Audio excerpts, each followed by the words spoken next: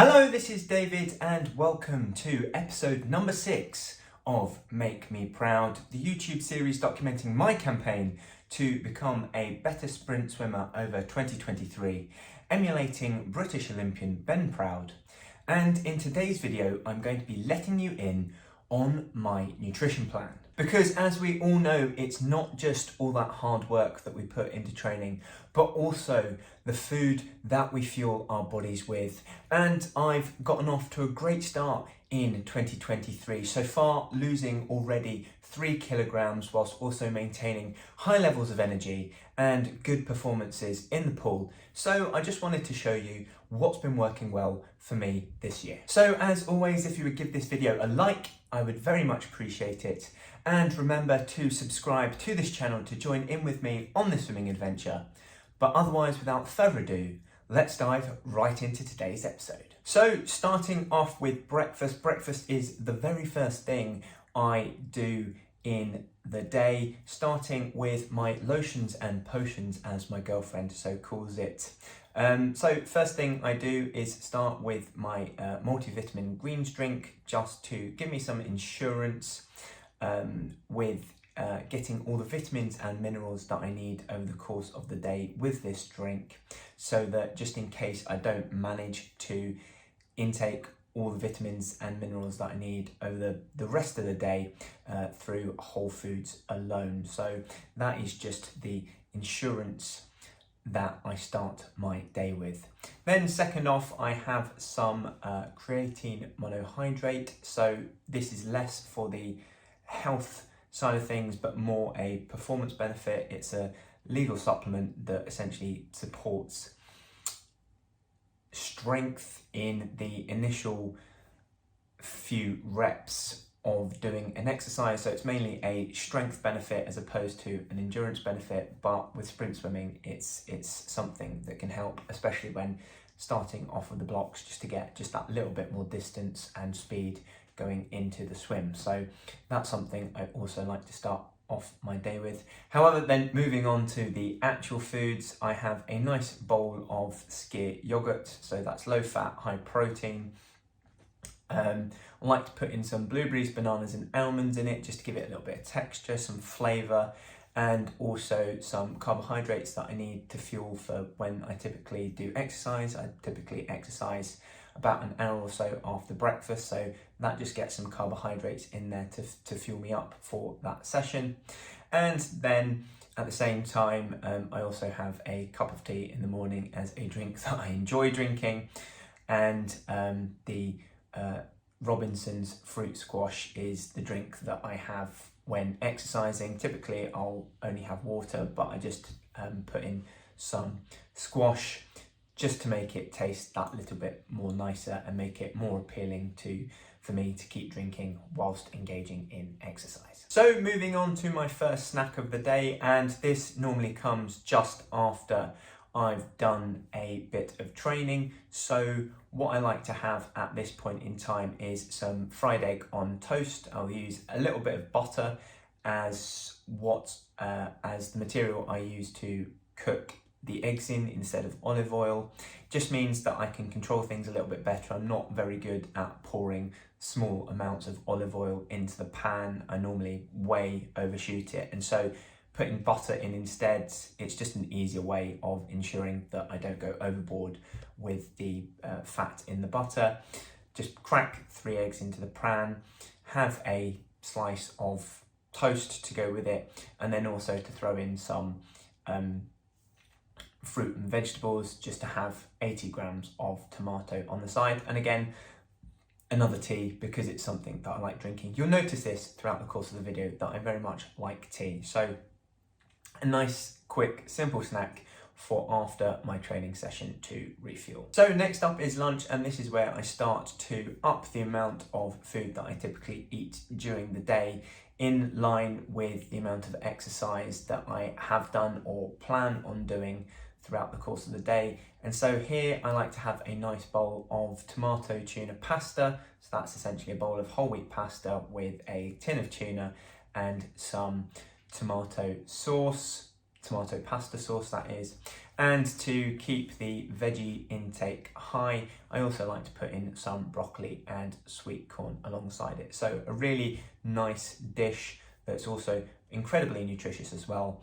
And similarly, again, have to have the cup of tea to go with that. So after lunch is when things become a little less structured for me over the course of the day, moving away from preset meals and onto monitoring what I believe my calorie expenditure and nutritional needs for the rest of the day are going to be, and therefore aligning my food intake along with that. So as you can see here with snack 2, I've had 100 grams of water biscuits. That's actually quite a lot of water biscuits, nearly 20, and half a pot of hummus. I know it says a quarter pot there, but yeah, that name isn't coming quite up right. And this is because on this day I've identified that my carbohydrate intake has been a little bit low in comparison to the energy expenditure that I forecast having done over the course of the day, and therefore that I'm going to need to up my carbohydrates a little bit to ensure that I have energy for the next training session or the second training session in the course of the day, and also for future days as well. And then similarly have thrown in the hummus there just as a little bit of flavour, because eating roughly 20 water biscuits is quite bland, despite the fact that, you know, they've got a high amount of carbohydrate in them in comparison to both protein and fat. So that is the reason why I was eating them, and yeah, just the hummus in for a little bit of flavour. So yeah, things start to become a little bit different and structured and unstructured. And the benefit to that is that with the 3 structured meals that I have at the start of the day, that means I can guarantee getting a good nutritional profile in at the start of the day and do that on a constant basis. But then towards the end of the day, so long as I'm keeping in with my daily nutritional targets, then I can add some variety into it just to spice things up and keep things less bland and more interesting, because part of the problem with some nutrition plans is that they just put you on the same foods day in, day out, which, although is effective with regards to ensuring that you consistently hit your nutritional targets, at the same time, it means that things get boring and therefore you become unmotivated and then you fall away from the plan. So just my strategy there as to both being able to maintain some consistency with what I'm eating and also maintaining some variety in order to keep things interesting and me on track. So then second to last is dinner, and similarly with snack 1, this meal typically varies over the course of the week, mainly because this is the meal that I share with my girlfriend, and therefore I don't think that she'd enjoy the regimentedness of what I do with breakfast and lunches, and therefore I need to make that compromise for my relationship. However, sticking to some generic principles with dinner just to ensure that it doesn't get completely derailed, in the sense that, yeah, you want a good protein source in pretty much all of your main meals. So that's not including the snacks, so that's breakfast, lunch, dinner. You want a good protein source.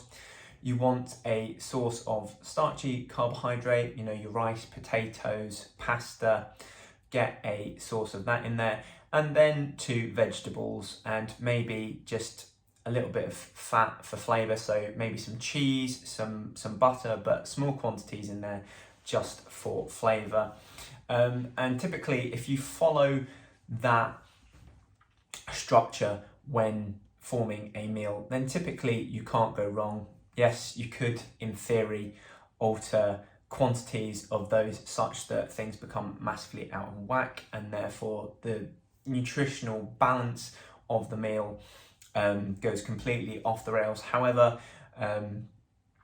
if you stick to what you might consider a single portion of each of those various constituents, so the protein, the carbohydrate, the 2 vegetables, and then the small dose of fat, that's where you've got to be careful in that, especially then typically you will have come up with a good nutritious meal. So that is the structure that I like to follow. So there's a little bit of structure there still, but again, taking away the constantness of the meal, changing it up so that I don't get bored over the course of the week, enabling me to remain excited as to the foods that I'm eating. And then finally, moving on to snack 3, here you will see that I've had a tin of pea and ham soup, as well as a little bit of bread on the side. Now, ultimately, there is no structure to this. Ultimately, all I'm looking to do with snack 3 is just to use it as a means of bringing my nutritional intake in line with my targets for the day. So snack 3 can wildly vary. Sometimes if I have no second training session, or my forecasted calorie expenditure over the course of the day is going to be quite low, then I could eat nothing here at all, or maybe just have a little something to keep me tied over until dinner. So maybe a 100 to 200 calorie snack. However, similarly, if I do have a second training session in the course of the day and I know that my calorie expenditure is going to be huge, then again, that is where I would put in some calories in, because this is the point where I have my final feed before that second training session typically, and therefore will put quite a bit of carbohydrate into said snack if I am having a second training session, to ensure that I've got the energy to make it a productive session. So again, a little bit more unstructured there, probably the most unstructured snack of the day, or meal of the day rather, just to ensure that I'm bringing things in line with my nutritional targets. And then just so you get an idea of the nutritional profile of the foods that I ate over the course of the day that I've showed you on MyFitnessPal. Yes, very high amount of calories there. So I ended up eating 3,200 calories. And the reason for that is that I had both a gym and swim session on that day. And so that's approximately 300 calories each per session, on top of my approximately 2,400 base level of calories that I eat in the course of the day. So that's already at, quick maths here. I'm really being let down. 3,000 calories over the course of the day. And then similarly as well, I like to ensure that I get my 7.5 kilometers or 5 miles or 10,000 steps, however you want to measure it in, over the course of the day. And that typically adds on about another 500 calories over the course of the day. Hence why I say that walking, ensuring that you get your steps in over the course of the day, is an amazing way to lose weight, because it's an exercise that you can continue on a steady basis throughout the course of the day for quite a long time, and therefore it really racks up the calories, the calorie expenditure over the course of the day. So on that day, I estimated through my calculations that I spent just short of 3,600 calories, and therefore was in a deficit of 377. So maybe a little bit high there. I typically like to come in between 200, maybe 250 to 300.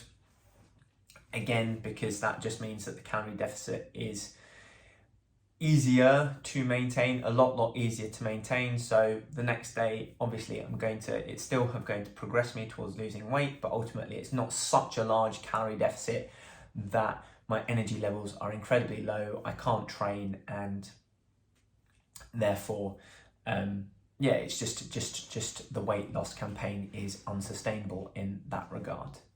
Then moving on to carbohydrates, again, something that I really struggle with is actually getting enough carbohydrates in over the course of the day. It's really hard to find foods with just pure carbohydrate in that aren't vegetables. Again, that's why I went for the water biscuits, because their carbohydrate in comparison to protein and fat is really high, and therefore a great way of getting in carbohydrates if you need it over the course of the day. Protein, I'm pretty content here, because although MyFitnessPal is showing that I'm in a 26 gram protein deficit. Ultimately, research has shown that once you get to about 2 grams of protein per kilogram of body weight, I weigh at the minute about just short of 90 kilograms.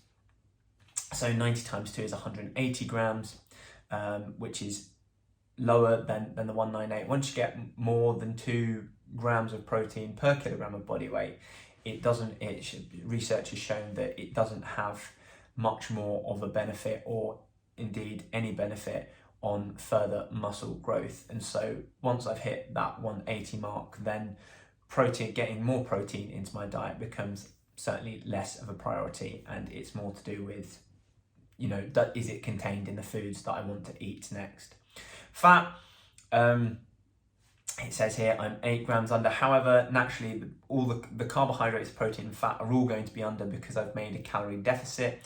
So those goals for the macronutrients are going to align with that calorie expenditure, but because I'm wanting a calorie deficit, then naturally I'm going to come in under when it comes to carbs, protein and fat, or at least I'm going to come in under on at least one of them. So maybe I want to be a little bit lower with fat, given that fat is a really calorie dense nutrient, and maybe put more into certainly carbohydrates to ensure that I've got the energy to keep going with my training over the next few days. So maybe that's one thing I want to look at with this meal plan and what I eat over the course of the day. But otherwise it's at a reasonable level, and fat helps with the absorption of nutrients. So it's not one that I want to reduce massively from that day. So hopefully that's given you a little bit of insight into my nutrition plan and the foods that I'm eating and the strategies that I'm utilizing in order to get healthier over the course of 2023 and align my body more with that for a optimum and efficient sprint swimmer. So for me, that means a bit of weight loss, and hence in that, over the course of this video, I've shown you some of the strategies that I've been using to ensure that I can maintain that consistent calorie deficit, but also large enough to ensure that the weight loss is steady and is at a rate that I feel as though I can both sustain and feels like I'm actually making progress. So hopefully you've picked up some tips there, but otherwise that's the end of today's video. So that is it for this video, and if you've enjoyed it, just a reminder to hit the like button, and similarly to subscribe to my channel for many more swimming adventures. Otherwise, if you are looking for a little bit of extra help when it comes to improving your eating habits, head on over to westcough.com to see the range of ways in which I can support you with your nutrition and thereby fuel your physical development. Finally, I've been David Westcough. Thank you for watching, and I'll see you again next time.